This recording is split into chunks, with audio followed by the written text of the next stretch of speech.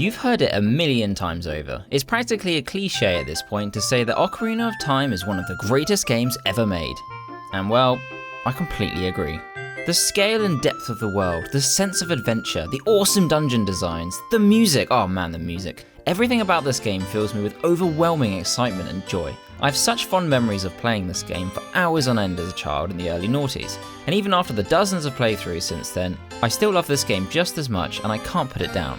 But how much of this enjoyment is because of my pure nostalgia, and how much of it is because this is a genuinely good game? Well, the game was released to critical acclaim in 1998, with practically every game magazine giving it a 10 out of 10. It's clear that for its time it was a masterpiece. But what I want to find out is if 26 years later, this game is still a masterpiece. Hell, is it even still good? In this video, I'm going to try my best to take off my nostalgia glasses, dive deep into every aspect of Ocarina of Time, and discuss it as if it were released today. It's an incredibly unfair way of reviewing a game, but I'm hoping this reveals what has truly stood the test of time and what has thankfully been left behind in 1998. The only thing I won't touch on is the graphics, because I mean...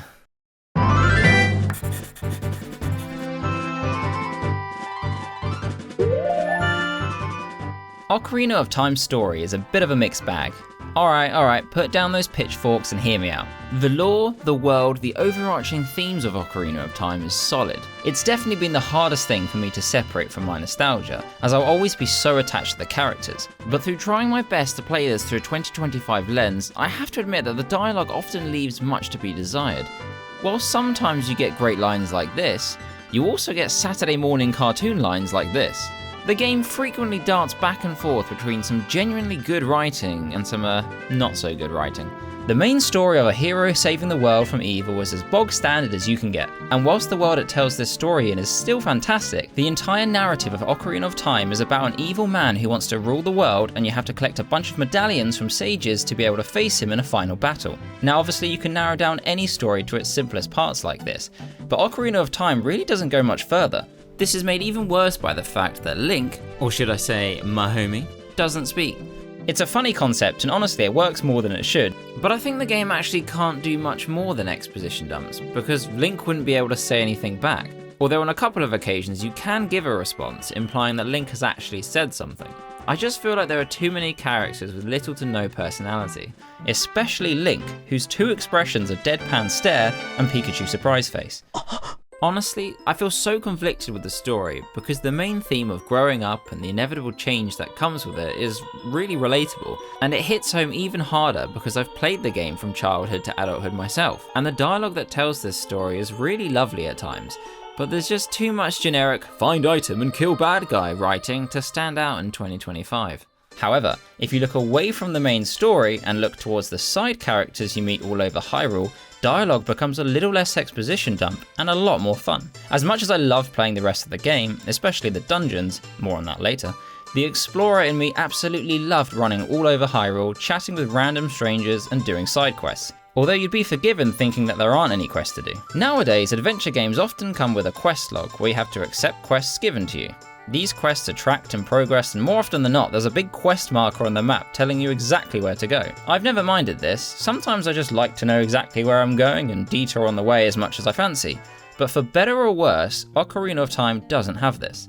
There are plenty of characters in Hyrule that require you to get something for them or to do them a favour, but there's no official quest to accept. It actually feels a lot more natural this way, where for instance a woman will worry about her escaped cuckoos and ask for your help in finding them, and then that's it. It's up to you whether you help her or not, and you don't have a dreaded unfinished quest lurking in your log whispering in your ear to finish it. But you should finish this quest though, because you get an empty bottle, which is actually so useful.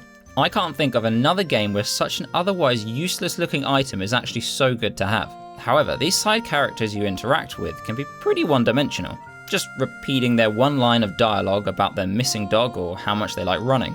That's not really very different to today's games when it comes to random strangers you interact with, but when even the main characters don't have much of a personality, then it can feel pretty lackluster. Luckily, every single character in the game can be spoken to, and when you're in a place like Hyrule Market, it helps in making the world feel a lot more alive. The side characters can also be pretty on the nose with their dialogue. They sometimes just straight up tell you where to go in a pretty unnatural way. But I get it, if these characters didn't exist to tell you these things, then I think I'd get lost as to where to go next pretty fast.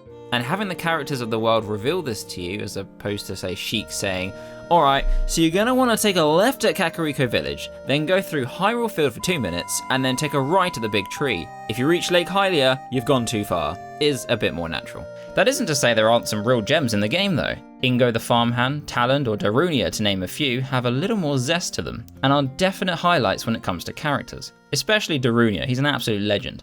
You know who isn't a gem though? This fucking owl. Kapora Gabora sucked in 1996 and he sucks today. I've never been so annoyed at a character in my life. He gives the most boring and obvious lectures just telling you what's going to happen and how to pause the game. Oh gee, thanks Mr. Owl, I'm so glad you're telling me to look at my map if I'm lost. This was probably more necessary back in the day when games weren't exactly flooded with open world map designs and gaming knowledge wasn't as prominent. But then this bloody bird has the audacity to ask you if you've understood it every single time he talks, but with a slightly different question each time, where you sometimes need to say no and sometimes you need to say yes. So I obviously accidentally pressed no when I should have pressed yes, or vice versa, and had to listen to his unskippable dialogue all over again.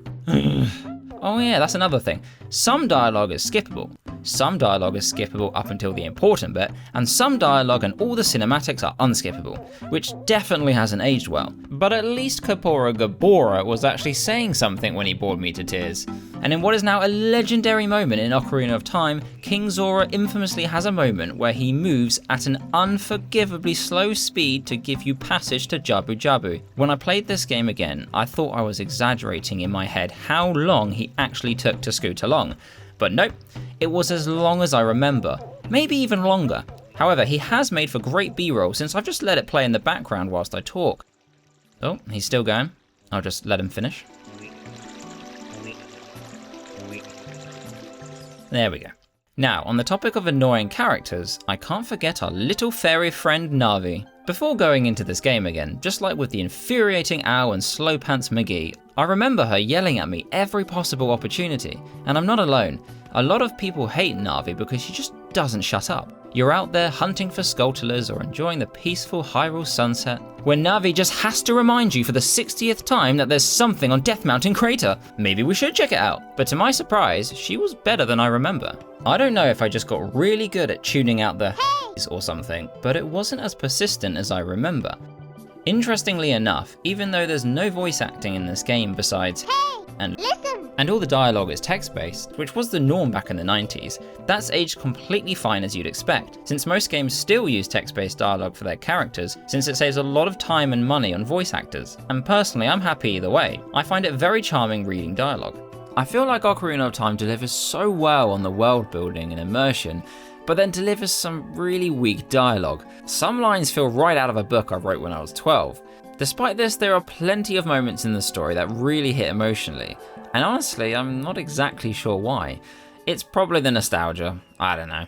But learning Epona's song as a kid and then playing that back as an adult to get Epona's affection and win the race, it's such a cool way of getting a horse. I feel like most games nowadays would just have you buy a horse or wrangle one up in some minigame. But in Ocarina of Time, it's woven into the story so much better and incorporated into the key element of the game, the ocarina.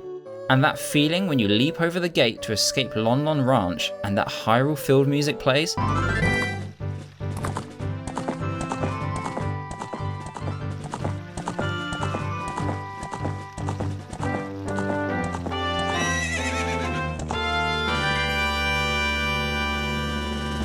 Ooh! With the game being called Ocarina of Time, obviously there's gonna be an ocarina involved. And boy is it involved! I absolutely love how infused into the story and gameplay the ocarina is. The ocarina is more than just an instrument, it's the vessel in which you travel through time and space, the soul of the connection between Link and Zelda, and the mechanism through which you can play sick beats. I'll talk more about the music later, but the fact that as you progress through the game you learn loads of new songs that enable you to fast travel, open up secret passageways, or call your horse, well, it's awesome. I love it. I love the connection between music and the way you interact with the world. I love how the ocarina is a part of Zelda's family history and an integral part of the story, and it doesn't hurt that you can play whatever tune you want. So it's like its own minigame. I feel like the overall premise of the game is still great today. For example, travelling backwards and forwards through time between adult and child Link in order to both progress through the story and find different collectibles is super cool. The difference in Hyrule between the 7-year time gap is also great where it occurs, most notably in Hyrule Market, going from a bustling market town with a tune that absolutely slaps to an apocalyptic wasteland full of zombies. I still remember the first time I headed into the market after becoming adult Link and being blown away. But I reckon if I were to improve anything with this, I'd probably make a bigger difference in Hyrule in the 7-year gap. Most of Hyrule is pretty similar with just some different enemies and a couple of different characters here and there. Ganondorf has just taken over Hyrule after all. I reckon some of the landscape could shift a little more, or some new buildings besides the one in Kakariko Village could be put up or knocked down. I don't know, it doesn't have to be that different, but if I'm being super picky, I love the world building, I love the themes, and I think the premise is great. But I'm just not a fan of quite a lot of the writing, other than a few banging lines here and there. Unfortunately, a lot of the characters feel pretty one-dimensional, and the writing is quite flat a lot of the time.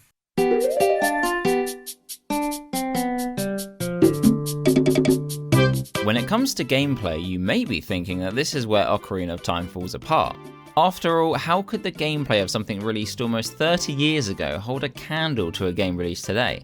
Well, it actually holds up surprisingly well. When it was released, Ocarina of Time was pretty revolutionary. 3D games were a pretty new concept at this point, and in the early years it was pretty rough for many games. Camera controls were finicky, traversing the world was clunky, and the increase in hardware demand did not help the graphics. But Ocarina of Time, with the hardware that it had to work with, made something that worked amazingly well, which is a miracle considering that this was the controller that they had to work with. Of course, in 1996, Ocarina of Time's gameplay was amazing, but how does it compare to today's games? Honestly, a lot of it still holds up. Let's start with the basics. Running around the world works just as well as any game today. I think this one was sorted out a while ago. You just point the analog stick in the direction you want to go and hey look, Link is running. Although for a while some games thought, nah, I don't like this, let's use tank controls. I'm looking at you, Tomb Raider. Although with an N64 controller, even moving is painful. Literally, your thumb will curse at you. And while running may be smooth sailing, camera controls are not. At the time of release, Ocarina of Time was leading the pack with the camera's ability to auto-rotate so that it's always behind Link, which for the most part works pretty damn good. When you're just running around a town or through Hyrule where you need to go in a general direction, I've had no issue. But when you start entering combat or needing to make quick adjustments, just like in modern games, relying on the camera to move for you isn't quite enough. It's designed to be gentle so you don't feel like you've just ridden the teacups at Disney World, but with the one analog stick, there are no camera controls. Kinda. This is where the gameplay starts to age a bit, and when I say a bit, I really mean an absolutely tiny amount. Because whilst you can't manually move the camera around, Nintendo were cheeky little scamps and added Z targeting in the game, where pressing Z on the controller either locks onto a target, or if there is no target around, will snap the camera to face the direction that Link is facing, which is genius. It's not as flexible as a free cam, but just tapping Z whenever I do a 180 or something and having my camera exactly where I need it to be is a fantastic compromise, and is a great example of making the absolute most of what you're given. And to be honest, in some circumstances, the Z targeting is actually better than a manually controlled camera because it instantly switches to the angle you want rather than having to rotate towards it. Most times when I play a new game for the first time, I'm often changing the camera sensitivity to find a balance between not moving too slow I'm getting slapped by an enemy before I have a chance to see it, and not moving too fast that I keep overshooting where I want to look. But with Z targeting, it's just BAM!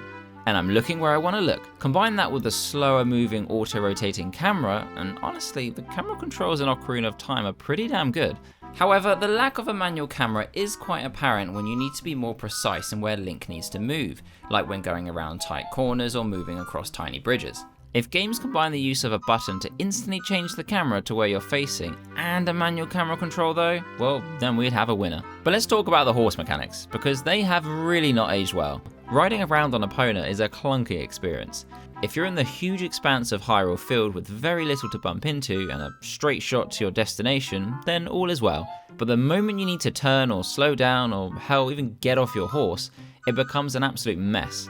The moment you get within 5 feet of a wall, Epona stops completely dead in her tracks and you have to do a really long and awkward 3-point turn to get unstuck. And then when you want to get off the horse, you have to make sure Epona is completely dead still and then press the same button as the boost button, which is an interesting choice.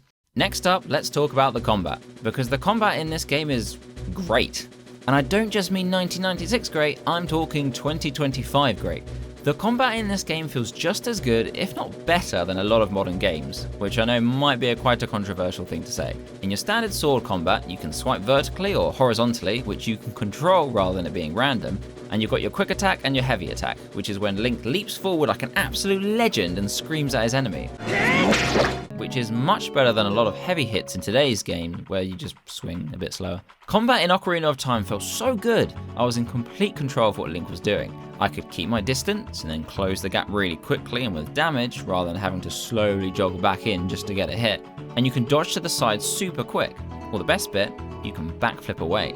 I mean, what game allows you to backflip nowadays? Practically none, that's what. For me, the most fun enemies were those with their own sword and shields, or these absolute units. With these types of enemies, you're forced to mix up blocks with your shield and find an opening in their blocks for your own attacks. And these enemy attacks aren't telegraphed with a yellow aura or something, so you have to pay attention. In other games, I often just spam the square button whilst waiting for a yellow symbol or something to appear, and then I just hit the dodge or counter button and just do that over and over again without really thinking, so I can fight 700 enemies at the same time without paying attention. Having said that, the enemies themselves aren't very difficult, especially in the latter parts of the game as you rack up hearts like Pokemon cards. All the combat, including the bosses, is pretty easy. The hardest part of the game is solving the dungeon puzzles, but even then they're pretty straightforward, except the water temple, oh my god. But you don't just have a sword, you've also got an arsenal of items to play around with. And I gotta admit, the creativity of these items is classic Nintendo imagination, and to this day they hold up incredibly well. You've got Deku Nuts that stuns enemies, a hook shot that yeets you all over the shop, freaking hover boots, or a stick that allows you to light fires or smack things with. You've got bombs that blow up enemies or reveal hidden entrances. You've got a boomerang that collects things around corners for you. You've got a slingshot, which is basically the same thing as a bow, which works exactly how you think it does. I presume you know how slingshots work. You've got this thing, which is what happens when you cross a mouse with a bomb. You've got a big old hammer, which is, I guess, nothing exciting, but still, it's a big old hammer. The point being, the items in this game are pretty dang neat, and finding each one in a temple allows you to complete said temple and explore more of Hyrule, so they all feel pretty important, rather than just something that sits in your inventory and you never use. I also absolutely love the way you find these items. Whenever you approach that massive chest, you know you're in for a treat. An entire cinematic plays like you're finding the Holy Grail, and then just some boots come out. It's awesome. It makes every item seem important, rather than just looting your 500th corpse to find a bunch of random items you immediately forget about. Although I will admit it did start to get a bit old by the 20th chest. But then again, I am an impatient gamer. I just want to get back to slicing enemies and solving puzzles, unless one of those puzzles involves pushing a large block. I don't know if it's just my impatient ass, but any time in a game I have to slowly move something, I let out a small groan and twiddle my right thumb as my left thumb holds forward. This game has a lot of blocks that you gotta push, and you don't push them at a consistent pace either. You push, stop, push, stop, push, stop. I don't know, it's fine, it's just a bit boring. I'm impatient, I'm sorry. This is the same as a lot of games today though, so I guess it holds up. Most puzzles in an adventure game today have some aspect where you crank something for a while or pull something for a bit, and it's fine. I know it'd be silly to just move a massive object halfway across a room in 1.6 seconds, but during the time I'm moving blocks, I'm not doing any thinking about how to solve a puzzle or slicing up any bad guys. I will say though, when the block finally slides into that spot and it slots in perfectly, nice. I have the same problem with pushing blocks as when you squeeze through a small gap that seems to happen in every single AAA game there is. I know it's a good place to hide a loading screen, but I'm just so bored. I know, it's like 5 seconds of my time, I'm just so impatient. And when I go through a gap only to realise I've gone the wrong way and have to go all the way back through the gap again, or hell, you've realised you've gone the wrong way halfway through, but you can't turn back once you started, so you just gotta keep going even though you know it's the wrong way. Oh my god, drives me out of the wall. Well, let me tell you something about Ocarina of Time, my dear viewer. Unfortunately, this game does have gaps you have to crawl through, but at any point, you can turn back around. Shimmy forward, backwards, sideways, all up in that crawl space whenever you want. That is better than most titles today, let me tell you. But I would also argue that these crawl spaces are necessary for the game. Whereas modern games just seem to chuck these in to very upper level or some baloney, Ocarina of Time only lets young Link access these crawl spaces, as adult Link is too big. So you've got a narrative reason and a gameplay reason all rolled up in one. Alright, it's a pretty weak one, but it's definitely something. If you need areas where you only want young Link to access, a crawl space is a pretty good shout. Now, in any adventure game, traversal is pretty important. In my view, it's the backbone of what makes them enjoyable, especially when you consider how much you'll run around. And as you'd probably expect, the climbing and parkour in Ocarina of Time doesn't quite hold up. It's not terrible by any means, but when games like Assassin's Creed have revolutionized the parkour system over the years and then proceeded to ruin it, Ocarina of Time has been left behind a little bit. Climbing is very simple and feels a little clunky and robotic, and you can only move in 4 directions. But I will say, something that was way ahead of its time is the fact that if you jump over a gap and land just shy of the other side, you'll grab onto the edge of the ledge to pull yourself up. That looks awfully Assassin's Creed-y to me. And you can also do beginner's class level parkour over a fence if you want. Hey, we all gotta start somewhere. Another thing that holds up really well is the fact that if you walk slowly off of something, Link automatically hangs onto the edge, which I love. It means less time accidentally falling to your death. Some games do this today and some games don't, but the fact it was happening in 1996 is pretty cool, and it still continues today in basically the same way. One other thing I noticed that was a nice touch is that since there's no jump button, Link automatically jumps when you run off a ledge. So I found that sometimes when I ran off a ledge accidentally, Link jumped across a gap to another safe spot. I thought it was neat, but again, this is probably more of a personal preference thing and just an unintentional side effect of having no jump button, but still needing Link to jump. Overall though, the climbing and jumping system is a lot less fluid than a modern game, but like, it's not that far off, which is kind of wild. Alright, that's a lot of chat about how good the gameplay in this game can be, even by today's standards. But there's a lot of things that have not aged well. For example, swimming. Firstly, what on earth is this? This is the weirdest breaststroke technique I have ever seen. Link's swimming teacher must be mortified. Other than this questionable technique, swimming on the surface is alright. But when you have to dive underwater, which you have to do a fair amount, it gets so much worse. It's a very clunky experience, especially when you're trying to collect something from the bottom of a lake and you really can't tell how close to the object you are. You can pretty much only dive in the exact spot you start from, only being able to wiggle about a few feet when you get to the bottom. You basically act as a yo-yo, only going down and then up. You can't hang around underwater or go up and then back down without reaching the surface. Even for 1996 standards, I don't think it was that good. I'd take the rubbish Banjo-Kazooie swimming experience over Ocarina of Time any day. Another thing that has only just recently not aged well is having unskippable cutscenes, something that to this day, too many games still have. The cutscenes aren't massively long, so it's not too bad. Well, except for... One double-edged sword of a key game mechanic, the Ocarina, is that you get to play banging tunes that affect the world and teleport you all over Hyrule, but you have to remember those tunes. I could always remember Zelda's Lullaby or Saria's Song for instance, but most dungeon songs were a right pain in the ass. I had to keep pausing the game, memorizing the song, and then try playing it again, more often than not just forgetting it by the time I started playing.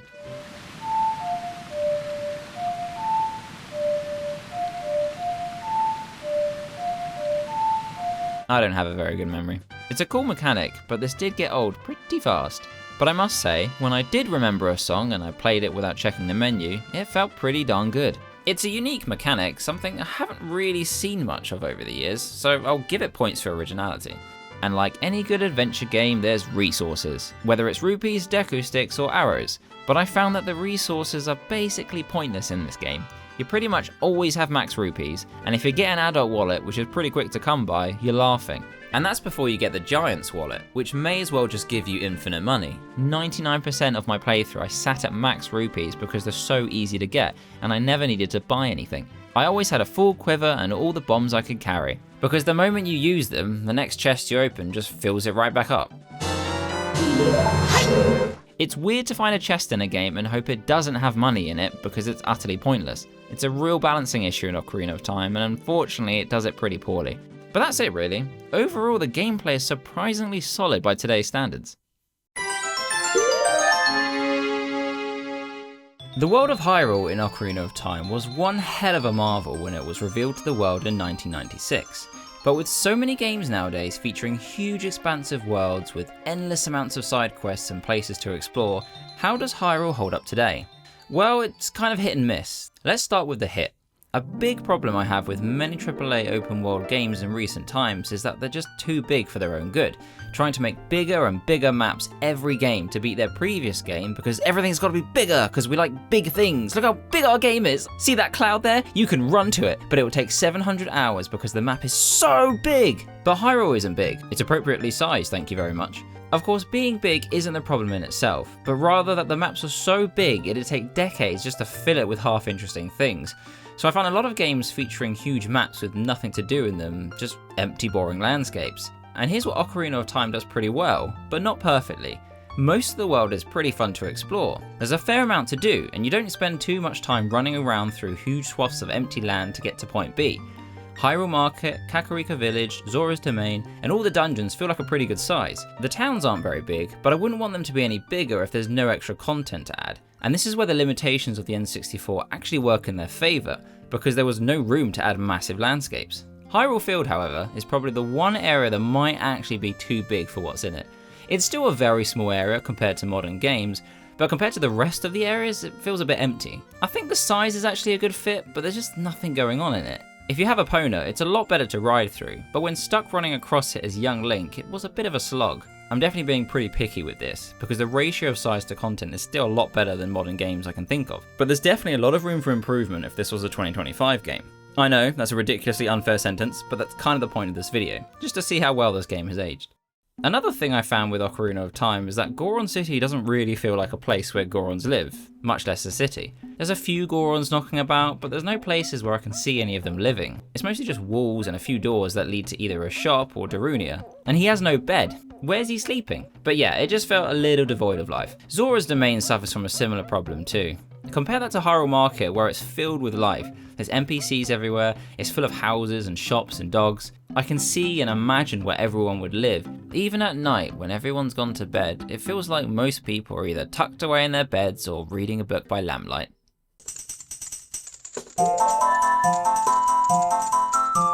Alright, the music in this game slaps. It slaps so hard even the characters can't help but dance. It slapped in 1996 and it slaps today. Of all the categories, this is going to be the hardest one to separate from my nostalgia. Whenever I hear that iconic melody when I enter Hyrule Field for the first time, I'm like... Even though the music consists of very compressed MIDI samples due to the limited cartridge space, the music in this game is amazing. Hell, what am I on about? The compression doesn't even matter. There are so many low-bit bangers out there, it just feels like another style at this point. Since there's only so many buttons on the N64 controller, when Koji Kondo, the game's composer, was tasked with creating the ocarina music for the game, he had only 5 notes to play with.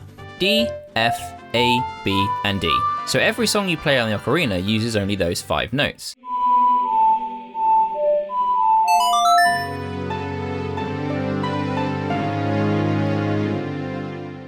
To get so much variety from the same 5 notes is pretty impressive, and when the full songs were brought to life after I played them, when the chords in the orchestra came in, I was like, yeah, I did that. Sort of. There are 12 songs in total you play on the ocarina, and each one starts with these 5 notes. But then after you've played it, the full orchestra comes in and expands upon it with the freedom to use different notes, since you don't actually need to play anymore.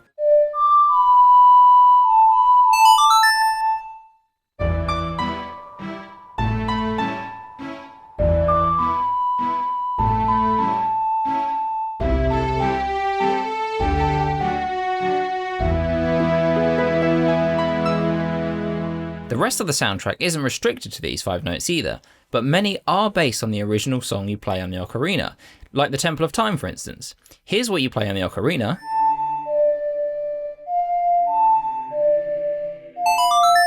And here's what's played in the Temple of Time.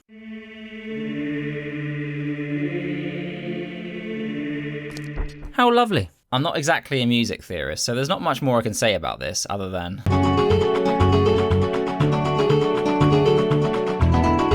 Seria's song makes me feel like I'm lost in the woods, the shop music makes me feel like I'm in a shop, and the forest temple music makes me feel like putting my controller down and hiding under the covers.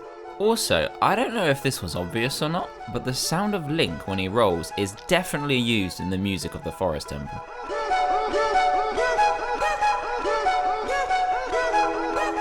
You hear it? I get just as much feeling from Ocarina of Time's music than I do from many other modern masterpieces, like The Last of Us or Wii Sports. In short, it's great. It holds up well, but maybe that's just my nostalgia talking. But what about the sound design? I think this is where things fall down just a little bit. And by a bit, I really mean a bit. It's still pretty good. There's some decent collection of sounds in the game, but I think due to the limitations of the N64, they're not quite as rich as a modern game. Let's compare Ocarina of Time to Breath of the Wild, for instance. Since they're part of the same series, there's a lot of similar sounds, like picking up rupees, for instance. They're pretty much the same sound, it's just Breath of the Wild is a bit crisper, which makes complete sense considering the hardware of the N64. You could argue that sound design would fall into the same category as graphics, and I should have excluded it from this video. Since the sound design is really good, it's just held back by the limitations of the N64, just like the graphics. But the difference in sound design is so much smaller than with the graphics. And there's some good examples of how it's not just about the audio quality, but the layering, realism, and I guess how nice the sound is to your ears. For example, let's look at horse riding. In Ocarina of Time, since there's no 3D grass, there's no sound of Epona galloping through reeds, and it almost sounds like she's on concrete. Whereas in Breath of the Wild, you can hear the rustling of the reeds, and it sounds much more like she's on grass. But there is a lot of sound design that's just personal preference, which actually isn't this entire video personal preference. Is there such a thing as objective truth? Oh my god, but a lot of the time I do prefer the sound design in Breath of the Wild.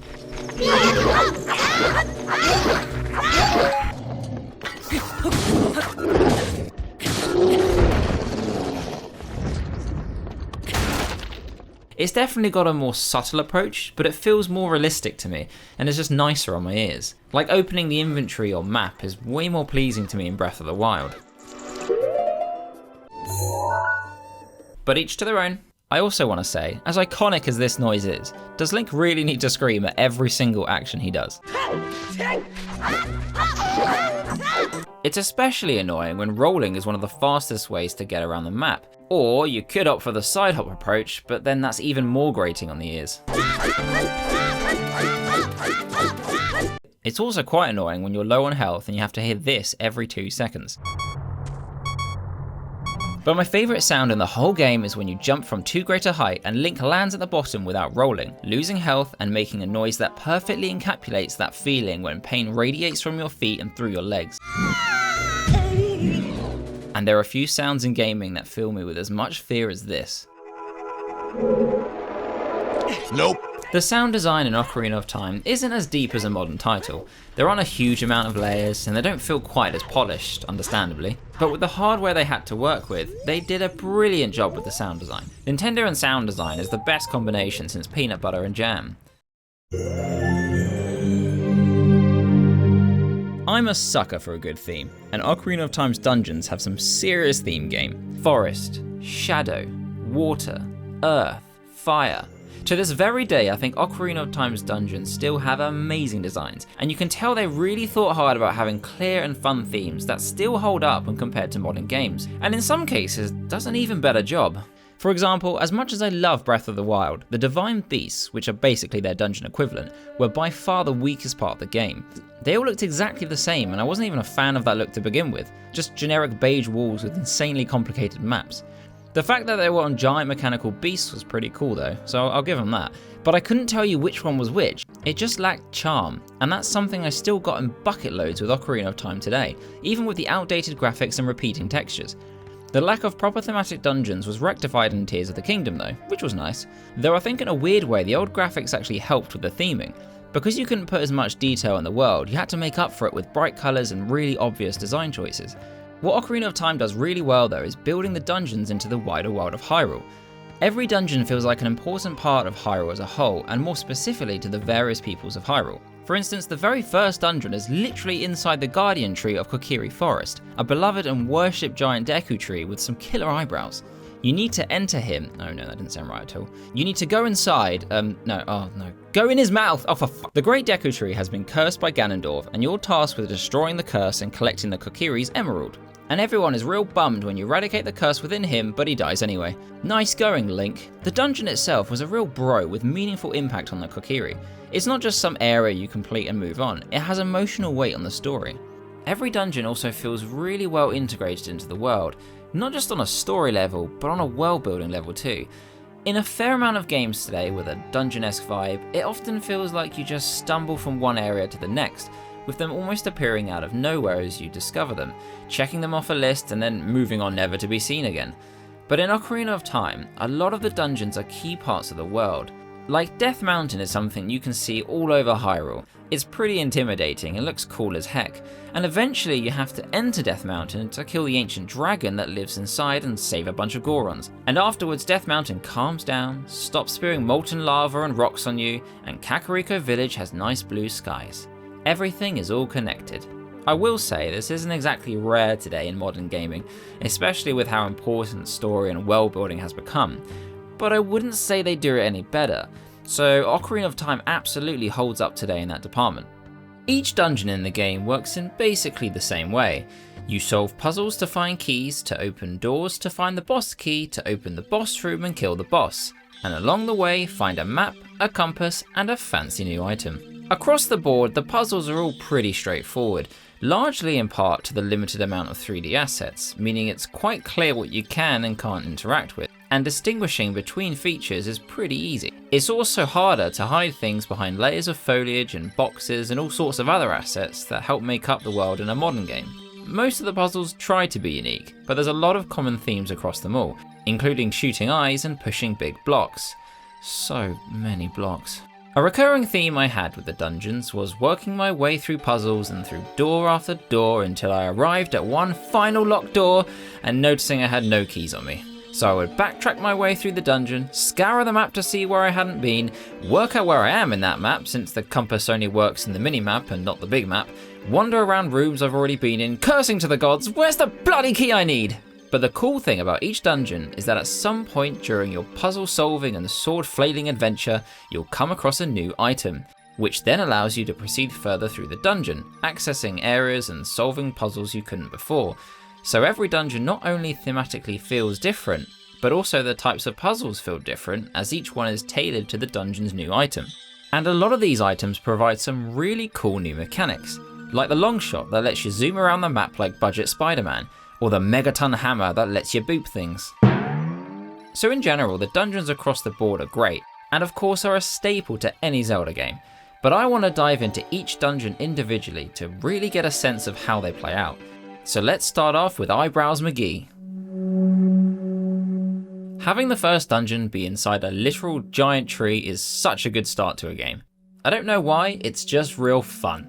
It's nothing crazier than some of the modern game ideas, but it definitely holds up. Anyway, since it's the first dungeon, it's pretty easy.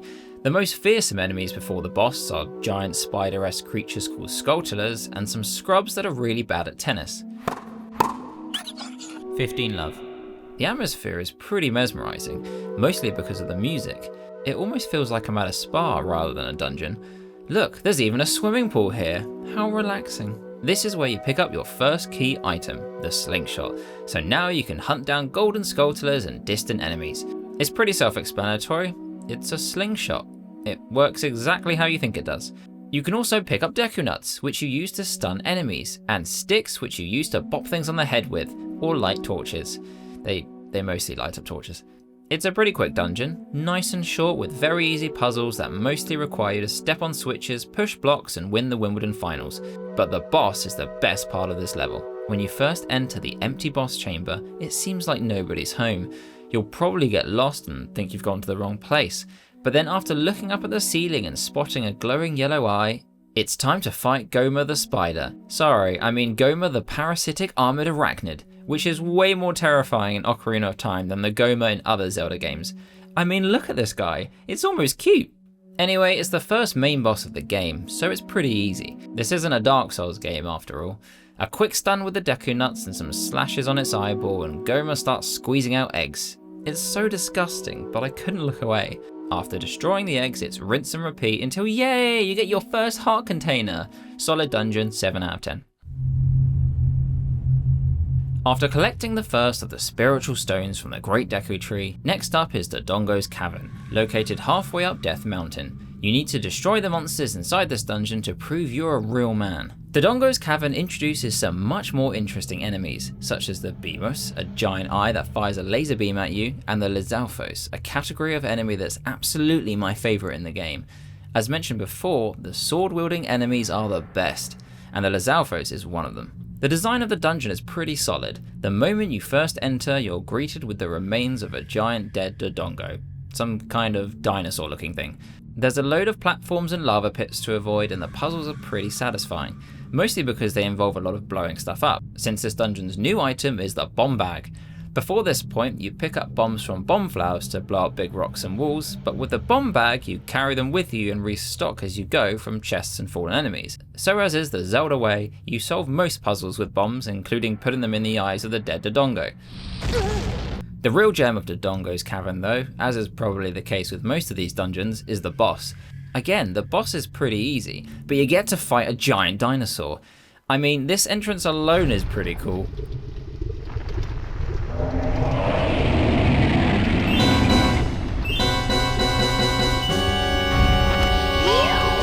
Dodongo spends his time rolling around the place and trying to breathe fire on you. But, you guessed it, if you don't know what to do, throw a bomb at it. Nom nom nom nom nom nom nom. With enough bombs and sword hits, he just rolls into a ball and f***ing dies. What a legend.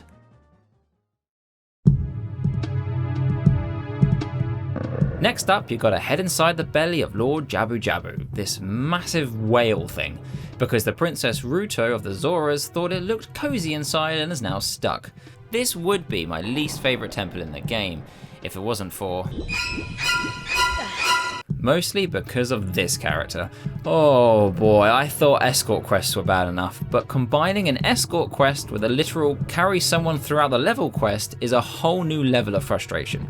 Princess Ruto is a little shit. She isn't even leaving until she finds her missing stone, which, fine, I need that too, but making you carry her, god damn Ruto, I got a world to say but haven't got time for this. I do find it funny though that you basically use her as a box for switches throughout the temple, and I guess it's not quite an escort quest as you do dictate where to go and at the same speed you usually run. She's basically a whiny box. Aside from Ruto, the rest of the temple is fine, but it lacks the charm and intriguing level design I love so much from many of the other temples. It's all very samey and pretty easy to get lost in and forget which goopy hole you have and haven't stepped in. I will say the enemies are pretty interesting though, lots of jellyfish and long floppy things hanging from the ceiling, and a lot of them can only be killed by the newest item, the boomerang. I quite like the boomerang. It's a very versatile weapon that can do damage, stun, and collect items, and with no need for ammo. Not that you'd run out anyway. It's a pretty original weapon idea. I can't think of many games that use a boomerang, unless you're another Zelda game. The mini-boss in Jabu Jabu's belly is a grumpy-looking giant octopus that requires a lot of running around in circles and a lot of stunning with a boomerang to kill. Well, that's what I thought at first, until I realised I just need to stand in a spot and hit it with my boomerang a bunch until its weak spot is revealed. It's a relatively boring mini-boss in my view, but there we are. The main boss, however, is a lot more exciting. Baronade, which is not what you soak your meat in before cooking, is a giant bioelectric anemone. Sure, why not? It's essentially a giant electric blob that shoots electricity at you and you defeat it by using your, you guessed it, boomerang. You have to keep on your toes in this boss battle and dodge a lot of the enemy attacks, which is quite refreshing as most of the bosses in Ocarina of Time can be beaten by basically standing still. It also requires precise timing on boomerang throws to get past the jellyfish armor, and there's something really satisfying about slowly taking down its armor bit by bit to make it easier to hit. Overall, a pretty decent boss, actually weirdly one of my favourites of the game.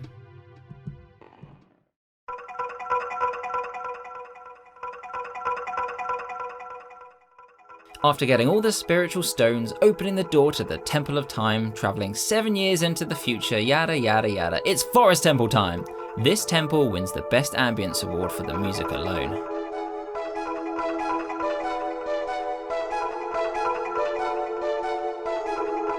This temple, to this very day, gives me the creeps.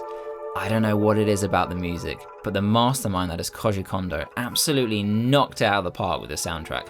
It's one of the most eerie pieces of music in all of gaming, including any modern releases, and out of everything I've talked about in this video, it is probably what has stood the test of time the most.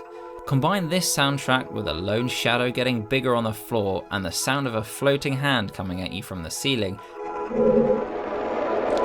and you've got yourself a creepy ass dungeon. By the way, this enemy is called a Floor Master, which is about the least creepiest name it could have. The Forest Temple is the perfect start to your journey through Hyrule as adult Link, because the first 3 temples as young Link seem like a sweet innocent Mario game in comparison. The creepy, more serious tone of the Forest Temple is a great parallel to just how serious the quest has gotten and how much more bleak Hyrule has become since Ganon took over. Hell, before you even enter the Forest Temple, you have to get past these things without being able to effectively look around corners properly. If you head out into the path of a club moblin and it spots you, all you hear is a terrifying noise and a charging enemy, which for a non-horror game is still just a little bit terrifying. I remember being legitimately scared by these as a kid. The Forest Temple starts with some wolf enemies, which fight basically the same as sword and shield enemies, so I was already loving it. The temple is designed with one main room in the center containing 4 torches arranged in a square, and your job is to light all 4 torches to reveal the lift in the center. Most of the time in this dungeon is spent lighting these torches, and they all end with you having to shoot portraits of a Poe, having a little battle, and then that in turn lights one of the torches. This temple can get pretty confusing, however, as you have to go back and forth a lot, and since it's a pretty openly designed dungeon, it's not exactly clear where you have to go.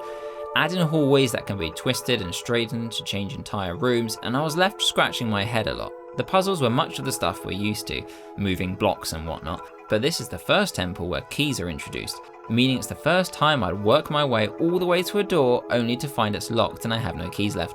And the missing key was on the other side of the dungeon. This is the dungeon that gives you the bow and arrow, arguably the most useful item in the game, and is immediately required to be used to shoot enemies, change the shape of hallways, and solve a myriad of other puzzles. Throughout most of the dungeon, there's not many puzzles in the traditional sense. It's mostly figuring out where to go and in what order, and pressing a switch here and there. The most fun puzzles come nearer the end of the level though, including a puzzle. You know, one where you solve a puzzle. I had a lot of fun with this. Also, there's a room where the ceiling falls every few seconds, and you've got to remember where to avoid becoming a pancake. Then as the final mini-boss of the level, I suppose, you have to fight the Poe that clones itself by making sure to shoot the right one, which is about as difficult as you'd expect. But the main boss is where it's at, as Phantom Ganon challenges you to a game of tennis. I love this boss. It's so silly smacking an energy ball back and forth with each other, but I love it. It's not the hardest thing in the world, but it's actually one of the more challenging aspects of the game to get the timing right, and it gets faster and faster the closer you are to defeating him. But even before these rallies begin, you have to spin around the room looking at a bunch of portraits to see which one the real Phantom Ganon will emerge from, which is harder than it looks without an analog stick to control the camera. After you win match point, you speak to Saria, the now sage of the Forest Temple, and receive the first medallion. Hooray! But the temples are just getting started.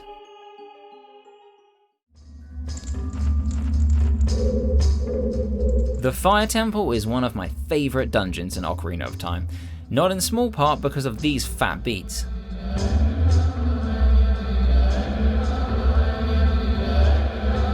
Although the music you hear will be different depending on what version of the game you have. The chanting was removed from the track in version 1.2, a few months after the game's initial release. In my opinion, it's one of the easier temples in the game, especially in regards to knowing where to go. I didn't really get lost, I just picked directions that felt right, and more often than not I was right, except when I was left. I only had to backtrack once to get a key. It also didn't take very long to complete, probably because I never really got lost, but also because it's a shorter temple than most. Thematically, it's a great level, having fire everywhere and burning enemies, except for these stupid fire bats. Sorry, I mean fire keese. What the hell is a keese? They always fly around minding their own business when you want to kill them, but the moment you're busy with something else, they'll charge you down. Then there's this enemy thing, which appears in quite a few different dungeons. One of the most memorable enemies, if you can call it that, is the fake doors though, which when you try to open wobble about and flatten you. I remember as a kid being so nervous opening every door in this temple just in case it was fake, but now it's so blatantly obvious which doors are fake I just bomb them before even trying to open them. Classic Nintendo move that, have a door as an enemy. I definitely don't see many door enemies in games today. In a game where every 5 seconds a fairy shouts at you to tell you where to go next, it's not surprising that in the Fire Temple, every Goron you rescue gives you a little secret to help you on your quest. But, and I'm probably in the minority here, I quite liked it. At least every Goron gave something somewhat useful to me rather than some variation of "thank you for saving me" over and over again. And you can skip their initial line of dialogue and go straight to the tip. You could argue over how obvious each of the tips were, but I definitely would have tried shooting the mini-boss with arrows first before trying a bomb if this Goron didn't tell me.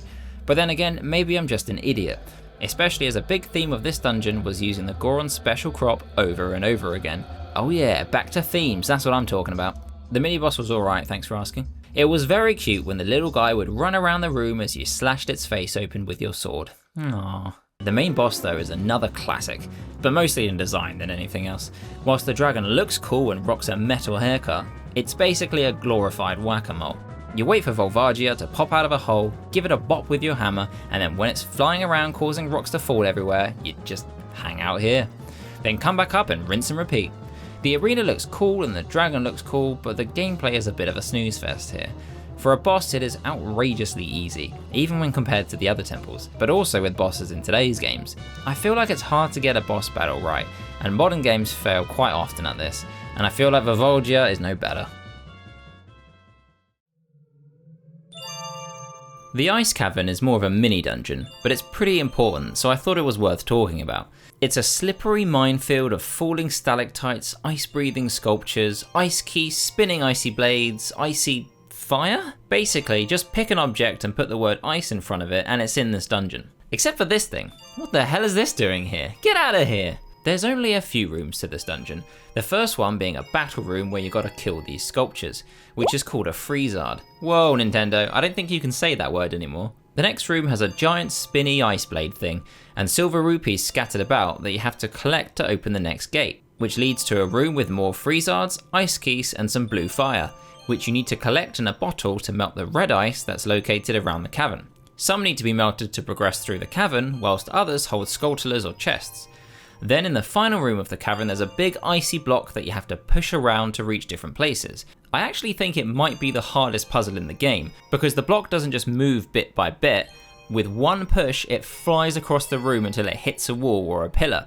So before you make your first push, you have to plan out your route or you might get it stuck and have to reset it from the beginning, although I'm pretty sure I just cheesed this bit. Then to finish it off, there's a quick fun mini boss against a giant wolf, which once killed will reveal a chest containing the iron boots. These boots allow you to sink to the bottom of a body of water, and are needed to access the next dungeon. You knew it was coming, it was inevitable. One of the most hated levels in gaming. The level that was so bad, one of the game's directors and dungeon designers apologised for it. But with 26 years of maturing in the bottom of Lake Hylia, what is it like today? It still sucks. When you first enter the water temple, you're greeted with a big square room with passageways leading off it and a pool of water filling the entire place. A pool of water in which will go up and down and up and down and down some more, and oh whoops, that should be going up, oh no wait, I was right the first time, that should go down now. The general idea of having a central room with varying water levels sounds interesting, but in practice it just adds to the confusing nature of the temple and causes an insane amount of backtracking, mostly because changing the water level requires you to find a specific Triforce symbol somewhere in the level and play Zelda's Lullaby. Each Triforce is assigned to moving the water level to either the top, middle or bottom floor. It's actually kind of fun at first, just picking a passageway, seeing where it ends up, hitting some enemies, opening some chests, and then, oh look, a Triforce symbol. But very quickly you'll find yourself saying, I've been to every single passageway, where am I supposed to go now? Okay, let's change the water level. Wait, where's the Triforce again? And as more of the temple opens up to you, the problem only gets worse. It's not helped by the fact that the temple is pretty homogeneous throughout, so rooms don't really stand out much and you'll immediately forget which passageway leads to what room. Although to be fair, the homogeneous dungeon design is a pretty common issue with all of the dungeons. If you do manage to find yourself a Triforce and change the water level, you'll likely just be guessing if that's what you're supposed to do, rather than figuring out if a water level should be at a specific height to access a specific area. Most of the time in the water temple was spent going over the same rooms but at a different water level, just to see if it changed anything. Backtracking my steps over and over again and getting lost was pretty boring. But no feeling was worse than when I got through a massive chunk of the level, solving puzzles, dodging vortexes and slicing tektites, ready to enter the room that clearly has a juicy item, only to discover it was behind a locked door, and I had no keys. So back I went, retracing my steps, trying to figure out which of the other passages I was supposed to go down first. I guess I'll just come back later and dodge all these vortexes again. And that's the theme of the water temple. But of course the big elephant in the room is the fact that swimming in Ocarina of Time isn't that great. As mentioned before, the swimming mechanics need some work, so having an entire level built around this just makes the temple even worse. But the single biggest annoyance about this temple is how often you have to change your boots. If this was a simple C button press, it wouldn't be so bad, but you have to pause the entire game, go to your inventory, and then switch your boots out, and you have to do it over and over again. And as good as the pause menu looks, it's not the speediest thing to open. On a more positive note though, and why I think the water temple isn't quite as terrible as we all make it out to be, the individual rooms were actually pretty good. Once you figured out where you're going or you entered a room for the first time, solving the little puzzles were really fun. They were certainly on the easier side compared to the other temples, but after spending 45 minutes trying to figure out where I was supposed to go in the first place, I quite welcomed an easier puzzle. As for the enemies, they were okay. You had hopping tektites that on land were no sweat, but were an absolute pain in the bomb bag when you tried to exit the water. There's these spike balls that slowly approach you, but a couple of hookshot hits and they're no problem. Then there's the shell blades, which sound like someone's trying to give me ASMR with their mouth. Oh my god, I am so relaxed right now. Hey wait, no, what? That's cheating! Other than being unsure whether to be relaxed or disgusted by the noise coming out of this thing, it's a pretty straightforward enemy to take down. Except for this one that just hides around a corner and just ASMRs all over you when you least expect it. The best enemy in the temple though, and one of my favourites in the game, is Dark Link. I still don't really know what I'm doing when I face him, but I still had fun. He mirrors your every move, which makes fighting him a bit difficult, but also pretty intense. The room is also pretty cool, an ever-expanding sea of white and a thin layer of water, where every great fight scene is held. All it's missing is some rain. After various dodges and slashes and the occasional move where Dark Link absolutely disrespects you with this, I managed to beat him. Yay! Unfortunately, the final boss brings the level downhill once more. Not only is the water temple the worst temple, but it also features the worst boss, this little red blob called Morpher. It just flops about whilst you try to hookshot it and fail miserably because it doesn't stop moving, and your hookshot takes 5 hours to reach its target, and when you do finally line up your shot and hit it at the right moment, you realise you're too close to the edge, so it just falls in the water and you've got to wait for it to suck itself back into a tentacle again so you can hit it. I don't know, it's just a bit bland. It's a red ball in some water with one attack.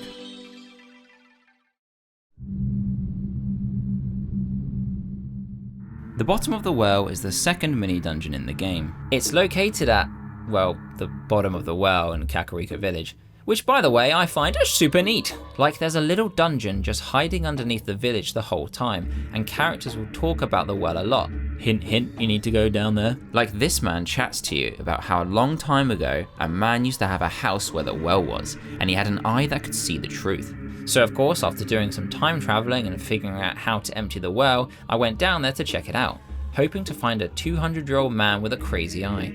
But I mean, I've played this game before, so I knew that wasn't happening. Which is a shame, because that would have been real neat. Instead, this is where you find the lens of truth, which allows you to see things that are otherwise invisible, or see things that aren't actually there. Basically, you see the truth. But the lens didn't stop me from doing this over and over again.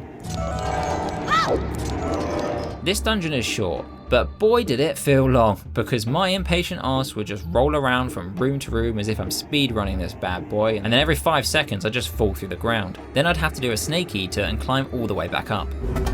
Not for honor, but for you. That's pretty much the main reason I didn't like this dungeon that much, and it's totally not my fault I'm not watching where I'm going. I don't know what you're talking about. This level does have that annoying zombie enemy though, that basically pauses the game if you run past it, even when you're nowhere near it, so that's fun.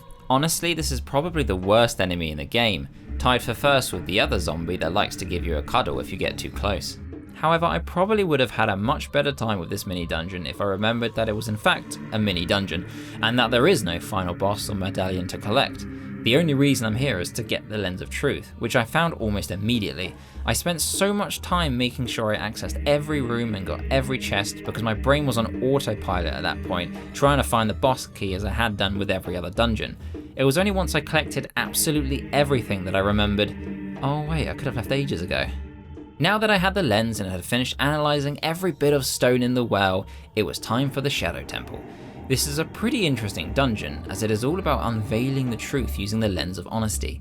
Again, as is common in this game, the puzzles were all pretty straightforward compared to today's standards. Pretty much all of them required you to use the lens of not lying to discover a hidden hookshot point or doorway or something, and then it's just defeating enemies, picking up silver rupees and backtracking through the rooms because where is the missing key, for goodness sake? I did really like how literally anything could be invisible without the lens of accuracy though, so enemies could suddenly appear out of nowhere, or a chest could be revealed, although most of the time the chest would just have some rupees that I didn't need whatsoever. This dungeon's unique item is the hover boots, which are just real cool. I mean, hover boots? Whoever brought up that idea in the Nintendo meeting room needs a raise, although I'm sure by this point they've probably had lots of raises. Hover boots allow you to run over large gaps and hover in the air for a bit, before either landing safely on the other side or falling painfully to your death as you realise that the gap was indeed too large for you to cross. In practice, they basically just extend how large of a gap you can cross by a tiny amount, but they look real cool and make you float. They do make you run like a Scooby-Doo character though. There's also one really cool bit where you get on a floating boat whilst battling skeletons. Whilst this game can't go very far in the graphical department, it absolutely makes up for it with its imagination. Then after the boat reaches its destination, it crashes down into the mist and you have to jump off. It's a neat little touch, nothing out of the ordinary in the modern gaming world though. The main boss of the Shadow Temple though is one of the more difficult ones, and certainly more frustrating. Bongo Bongo, the boss with a name straight from Banjo-Kazooie, is an absolute unit of a spirit with floating hands that like to play the bongos. I feel like I'm missing something here though, as that seems quite out of place with the rest of the temple. I don't know what the bongos have to do with anything, but hey, if this spirit wants to play some tunes whilst being trapped alone down here, who am I to stop them? But due to the less than ideal mechanics of the Z focus, the boss is kind of annoying. Firstly, it spins around the room before slapping you with its giant bongo playing hands, but as you're focusing on the hands, they just fly off screen as your Z focus struggles to keep up. It also doesn't help that Bongo Bongo is constantly banging its bongo bongos, which causes you to bounce up and down and make it harder to shoot your bow. Luckily the hover boots help somewhat with this. Good old hover boots. It took me a while to realise I was supposed to shoot my bow at Bongo Bongo, which is just me being a muppet. And once I started doing this, the boss became a million times easier and I just breezed through the rest of it. So maybe it's not as difficult as I initially thought. I still didn't like getting Bongo Bongoed up and down though.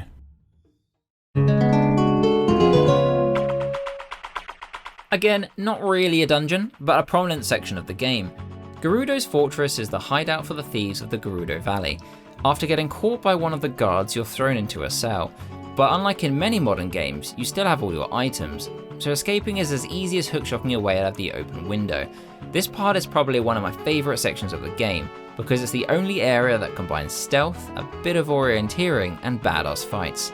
You have to figure out your way around the fortress, trying to remember where you have and haven't been, and free up a bunch of carpenters who've been imprisoned, all without being caught by any of the guards and thrown back into the cell.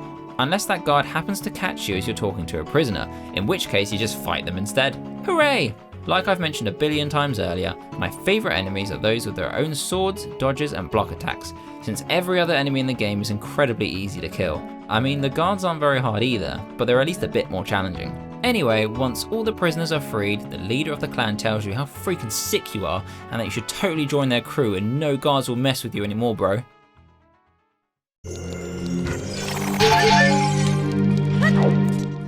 The Spirit Temple is the last dungeon of the game, and it's a good one. What's cool about it is that it requires you to play as both adult and young Link in order to complete it. Starting off as young Link, you need to crawl through a tight space to begin the temple, a space that adult Link is too big to fit through. The temple features a lot of the familiar enemies, Keese, Stalfos, Beamos, Like. I'm not just saying random syllables by the way. The only new enemy is Anubis, which is actually a pretty interesting enemy. When I first encountered it, I did what I always do in games and charged it down aimlessly before it could do anything, which went about as well as you'd expect. But it turns out this enemy mirrors your position in the room and is only vulnerable to fire, so it combines a puzzle and an enemy into one, which is pretty fun. The theming of the level is pretty cool, giving off some ancient Egypt vibes. Although for a temple called the Spirit Temple, there's not nearly enough spirits in it. The dungeon uses a lot of the usual puzzles, pushing boxes and lighting torches, but with the added design of the sun, where you often have to light up little sun faces in sunlight to progress. The dungeon uses a nice combination of old and new elements, which as the final level is a usual but nice way to finish off the dungeons. The best thing about this level though is my favourite enemy of the game, the Iron Knuckle. These absolute units are slow moving but heavily armoured Gerudo warriors that deal insane damage. Since you can't just run up and slash away at them, they require a bit more thinking, which is unfortunately rare in Ocarina of Time. A fight with an Iron Knuckle is always fun, since you'll be dodging back and forth and attacking during their gap in the defences. After this mini boss battle though, you find the Silver Gauntlets, which allow Link to lift heavier blocks, and is required by adult Link to take on the next part of the Spirit Temple. Once you show your big boy strength and push the big block out of the way, it's time to tackle the rest of the temple as adult Link, which is very much like the first part of the temple, only your sword is longer and you stand higher off the ground. The adult part of the temple has much of the same puzzles and enemies as the child part, only more complicated. There's a room with multiple Anubises, Anubi, and there's a room full of boulders that you have to dodge. I didn't get lost much in this temple as the design is pretty straightforward. Halfway through the temple though, you pick up the mirror shield, which is pretty neat. It's a shield that's, also a mirror. I guess I didn't need to explain that one. As you can guess by now, it's then used extensively throughout the rest of the level's puzzles, reflecting sunlight to solve puzzles and open doors.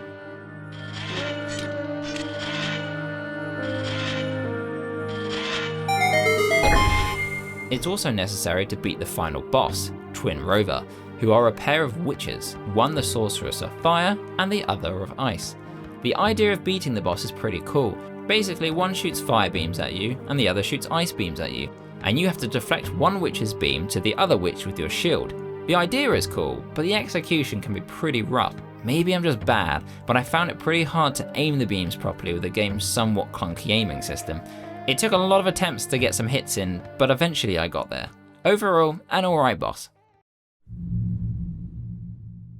After collecting all of the medallions and having a quick chinwag with Sheik, who turns out to be Zelda, oh my god, what?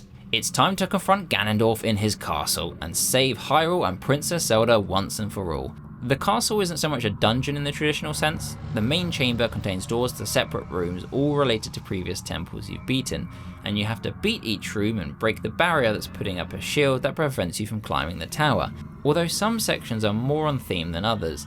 Like the fire barrier section is really hot, full of lava, and you need your fire tunic, just like the fire temple. But the forest barrier section feels more like the shadow temple, where you have to use your hover boots and get blown by the big fans. It all feels a bit mismatched, and the rooms themselves aren't exactly very exciting. There are a lot of rather dull puzzles and unmemorable rooms just one after the other. Despite having completed Ocarina of Time dozens of times by this point, I still completely forget these barrier rooms exist. I remember everything else about Ganon's castle, the Iron Knuckle mini-bosses, the steady climb up the stairs as Ganondorf's music gets louder, the US Open men's singles finals with Ganondorf, Quiet, please. the tower crumbling as you and Zelda run to escape, and the final battle with Ganon. But those barrier rooms, I'm always like, oh yeah, these exist every time I enter the castle. And it's because they're frankly pretty dull, and for some reason half the themes were thrown out of the window or outright swapped. Other than that though, Ganon's castle is awesome. Rising through the tower to Ganon's ominous piano music, knowing you're about to enter the epic boss battle, it's a fantastic way to set up the fight. The boss battle with Ganondorf is a mixed bag for me if I'm going to be honest. It's fun, I like the all battle minigame, but for a final boss, that's all there is to it in that part. I know there's more to the boss battle after, but I would have quite liked a little more action with Ganondorf in his Ganondorf form. Even the spirit of Ganondorf had more going on with the shooting of the portraits. However, once Ganondorf uses his remaining strength to destroy the castle and you have to escape, I'm all in. It's so good. The pressure of descending the carnage, jumping over gaps and killing enemies all before the timer expires is always a great way of adding intensity to a situation. Then of course you have the final battle with Ganon, Ganondorf's monster form, and this is where a more traditional fight happens, with the dodging and the slashing and the shooting of the light arrows into his face. Ganon starts the fight by smacking the Master Sword out of your hand, so you have to use the hammer, or in my case the Begoron sword. Ganon is basically invulnerable everywhere on the body, even Navi can't find a weak point. I wonder where his weakness is. After enough stuns with light arrows and boops to his tail, Ganon will be down for the count for a second whilst you pick up your Master Sword. Now you just have to do a few more hits with the Master Sword to win the fight. Or if you're an idiot like me, continue to use the Begoran Sword for 20 more minutes thinking, damn, I don't remember Ganon having so much health. He's really tanking every hit. Turns out he can only be killed with the Master Sword. For a final boss, the actual gameplay elements are fine, but it's basically just a normal sword fight with a bigger enemy that does massive damage and has one basic attack swing. So it doesn't quite hold up to the standard of some boss fights in modern games. It's the surrounding story and atmosphere that make it better. The Master Sword, a weapon that's been with you for most of the game, is suddenly lost, fighting alongside Zelda and Navi, pumping you up alongside you as she wasn't able to help against Ganondorf, and the music, oh boy the music. Every time the music just knocks out of the park, it's so good. But eventually Ganon is slain. The 6 sages open the sealed door and send him into the evil realm, and Hyrule is saved. You say a heartfelt goodbye to Zelda, or rather if she says goodbye and you stare at her, you hand back the Ocarina of Time and you're sent back in time to be a kid again. And after fulfilling her purpose, Navi says goodbye. Watching Navi leave wells me up every time, and she's not even a very good character, but she means a lot to Link. Just look at how upset he is. Eventually Link returns to where it all began, with Princess Zelda in her rightful castle, where she eats an invisible sandwich.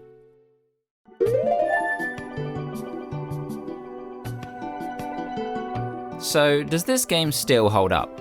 Well, many aspects haven't aged that well, such as the lack of proper camera movement, a lot of dialogue and characters, some bland puzzles, a handful of movement and combat experiences, and in what might be my most controversial opinion, a lot of the boss battles. But a surprising number of things hold up to even the standards of modern game design. Aside from aiming and combat locking, combat still feels super fluid and responsive. The music is amazing, and the story themes are still as relevant and hard-hitting then as they are today, even if the way they're told is pretty dry. The scale of Hyrule and the world design, whilst lacking in graphical depth, executes with what it has really well, and the dungeon designs are still great, on par with a lot of modern games. The answer as to whether this game holds up to modern standards is yes and no. Going into this game again, I honestly thought most things would have aged poorly, and that while I know I'm still going to have a great time, through a rational lens I'd uncover so many flaws. But in reality I found so many things that still held up, including a lot of really unexpected parts that I was sure would be the first to age, like the gameplay.